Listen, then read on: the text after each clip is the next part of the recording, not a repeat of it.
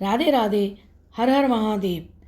अब तक की कथा में आपने सुना कि किस तरह एक वेश्या चंचुला अपने पापों से मुक्त होकर पार्वती जी की सखी बनकर रहने लगी। आगे की कथा सुनाते हुए सूत जी कहते हैं कि ये शौनक, एक दिन चंचुला ने माता पार्वती के पास जाकर उन्हें हाथ जोड़कर प्रणाम किया और उनका गुणगान करने लगी। हे गिरिराज पर्वत की पुत्री, कार्तिकेय की माता उमा, आप सभी सुखों को देने वाली हैं और भगवान शंभु की प्रिय हैं।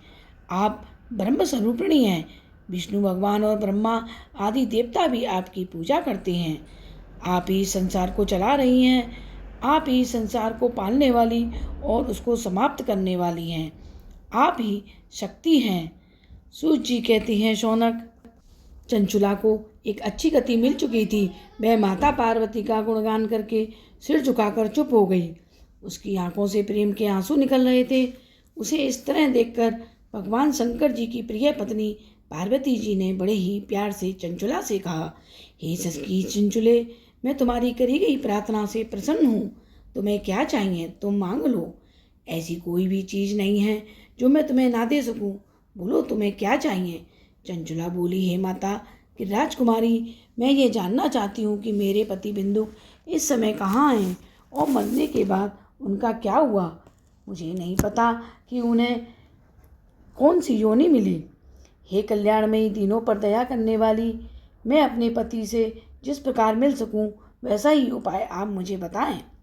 हे महेश्वरी, हे महादेवी, मेरे पति एक शूद्र जाति की वेश्या के संग रहने लगे थे और हमेशा पाप के कामों में लगे रहते थे। उनकी मृत्यु मुझसे बहुत पहले हो गई। न जाने मरने के बाद उन्हें कौन सी योनि मिली। माता गिरजा बोली, बेटी, तुम्हारा पति बिंदुक बड़ा ही पापी इंसान था और उसका मन भी बहुत ही पापों और गंदे विचारों से भरा हुआ था। वह महामूर्ख बिंदुक मरने के बाद नरक में गया और बहुत समय तक वहाँ अनेक प्रकार के दुखों को भोगता रहा। इतने पर भी उसके पाप समाप्त नहीं हुए तो वह पापी अपने बचे हुए पापों को भोगने के लिए विंध्य पर्वत पर पिशाच बनकर रहने लगा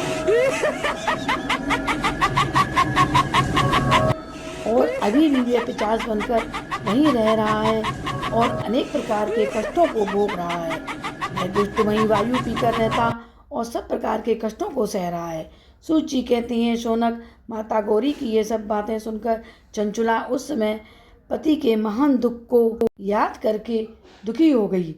फिर अपने मन को समझाकर उस ब्राह्मण पत्नी ने अत्यंत दुखी मन से माता महेश्वरी को प्रणाम करके पूछा, हे माता महेश्वरी महादेवी, आप मुझ पर दया और कृपा कीजिए और बुरे कर्म करने वाले मेरे उस दुष्ट पति का अब उद्धार कर दीजिए। हे देवी, उसे बुरी बुद्धि वाले मेरे उस पापी पति को उसके पापों से कैसे मुक्ति मिलेगी, वह उपाय आप मुझे बता दीजिए। माता पार्वती ने कहा, हे सखी, तुम्हारा पति यदि श्री शिव पुराण की उत्तम गति देने वाली कथा को सुने तो वह सभी पापों से मुक्ति पाकर शिव धाम को जा सकता है।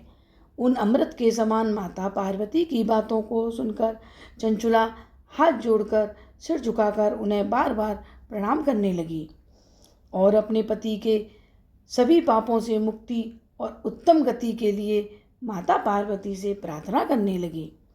आप मेरे पति को शिव पुराण सुनाने की व्यवस्था करवा दें।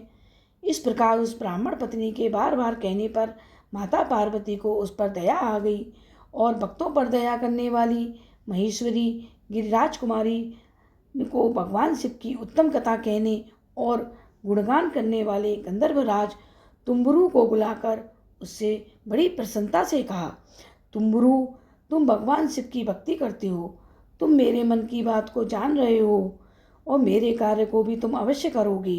इसलिए मैं तुमसे एक बात कहती हूँ जिससे तुम्हारा कल्याण होगा। यह चंचुला मेरी सखी है। इसे लेकर तुम अभी विंध्य पर्वत पर जाओ। वहाँ एक महाघोर और भयंकर पिशाच रहता है। मैं तुम्हें उसके बारे में शुरू से बताती हूँ। यह पिछले जन्म में बिंदुक नामक एक ब्राह्मण था और मेरी सखी इस चंचुला का पति था, परंतु अपने पापों में लगा वे वेश्यागामी हो गया और भजन पूजा के नित्य कर्मों को छोड़कर अपवित्र रहने लगा और इसी कारण वह मंद बुद्धि और क्रोधी स्वभाव का हो गया। उसे अपना भला बुरे का ज्ञान नहीं रहा। वह अच्छे लोगों से ईर्ष्या और बुरी चीज़ों का दान लेने लग गया। यह उसका रोज का काम हो गया। बाद में तो वह हथियारों को लेकर हिंसा करने लगा और गरीबों दीनों को सताने लगा। वह किसी के भी घर में आग लगा देता था। वह रोज वेश्याओं के संग में रहता और चंडालों से प्रेम करने लगा। वह दुष्ट स्वभाव का था। उसे अपनी पत्नी चंचुला को छोड़कर वेश्या और बुरे लोगों के संग में रहने लगा। अपनी मृत्यु के समय भी वह बुरे कामों में ही लगा हुआ था। मृत्यु होने पर बहुत से नरकों में गया और अनेकों कष्टों को सहता हुआ अपने और पापों को भोगने के लिए वह दुष्ट आत्मा पिशाच बनकर विंध्या पर्वत पर रह रहा है और अपने पापों का फल भोग रहा है। तुम उसके आगे जैसे भी हो सके प्रयास करके श्री शिव पुराण की उस दिव्य कथा को सुनाओ, जो पुण्य को देने वाली तथा सभी पापों का नाश करने वाली है। शिव पुराण की कथा को सुनना सबसे अच्छा पुण्य का काम है। इसे सुनने से उसका मन जल्दी ही सभी पापों से मुक्त हो जाएगा और उसे प्रेत की योनि से भी छुटकारा मिल जाएगा। जब उसे पिशाच की योनि से मुक्ति मिल जाए तो उस बिंदुक नामक पिशाच को विमान पर बैठाकर तुम भगवान शिव के पास ले जाना, यह मेरी आज्ञा है। सूत जी कहते हैं, शौनक, माता महेश्वरी उमा के इस प्रकार आदेश देने पर गंधर्वराज तुम्बुरु मन ही मन खुश हुआ और अपने भाग्य की सराहना करने लगा। इसके बाद उस पिशाच की सती साध्वी पत्नी चंचुला के साथ विमान में बैठकर तेजी से विंध्या पर्वत पर पहुंच गया और वहाँ पिशाच रहता था। वहाँ उन्होंने उस पिशाच को देखा। उस पिशाच का शरीर विशाल और ठोड़ी बहुत बड़ी थी। वह कभी हंसता, कभी रोता और कभी उछलता था। उसकी बनावट बड़ी भयानक थी। भगवान शिव की उत्तम कथा का गुणगान करने वाले नारद जी के प्रिय मित्र महाबली तुम्बुरु ने उस अत्यंत भयंकर पिशाच को बांध दिया और उसे कथा सुनाने के उद्देश्य से एक सुंदर मंडप बनाया।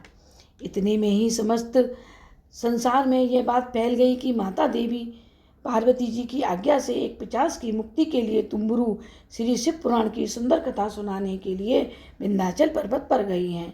फिर तो उस कथा को सुनने की इच्छा से बहुत से देवी और देवता ऋषि भी वहाँ जल्दी जल्दी पहुँचने लगे और थोड़ी देर में शिव पुराण सुनने के लिए वहाँ लोगों का उस पर्वत पर समाज जुड़ गया।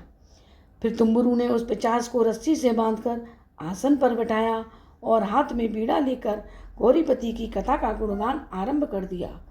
पहली विंध्येश्वर संहिता से लेकर 7वीं वायु संहिता तक महात्म्य सहित श्री शिव पुराण की कथा का उन्होंने सुंदर वर्णन किया।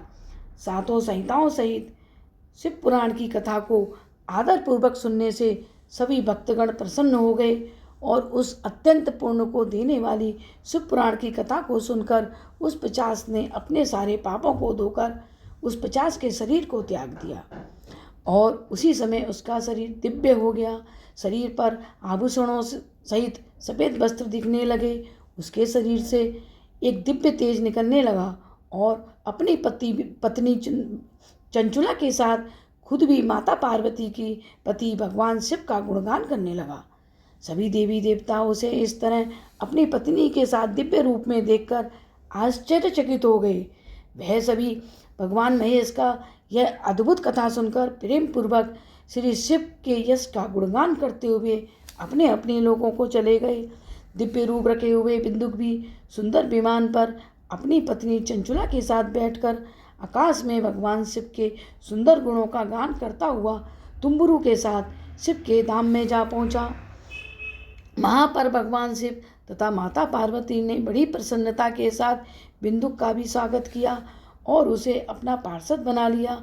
उनकी पत्नी चंचुला पार्वती जी की सखी हो गई और उस परम पावन सनातन धाम में हमेशा के लिए निवास पाकर वे दोनों पति पत्नी बहुत सुखी हो गए। आगे की कथा सुनने के लिए मेरे चैनल को लाइक और सब्सक्राइब अवश्य करें। राधे राधे। हर हर महादेव।